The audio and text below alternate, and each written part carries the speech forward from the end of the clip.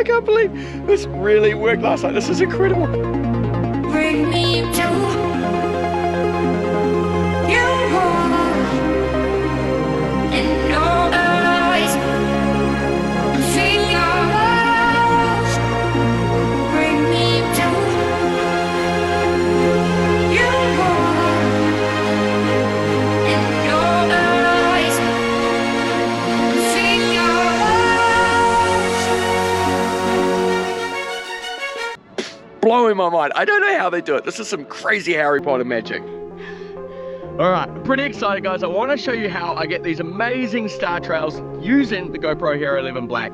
Go into time-lapse mode, tap on settings, then pick star trail. I put the star trail length on long, 5.3K, 4:3, as wide a ratio as I could go, shutter speed at 30 seconds. I shot the ISO at 800. Even with the town below, with all that light pollution coming from the town, it still pops. And because there was going to be no moon, no other light around whatsoever, we are talking there is no city lights, no interference whatsoever, I went for a maximum of 1600 ISO.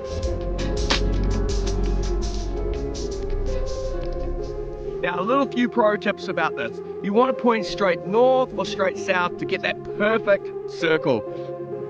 To be honest, I didn't even have a clue, I just faced it that way. Need it to be a little bit more to the left. This is lessons learned. Every day's a school day and I'm learning a little bit more. Just loving it so much, this is so cool. So this is a new feature within the GoPro Hero 11 Black, Star Trails. Simple as that guys, have some fun. Let the GoPro do the hard work for you.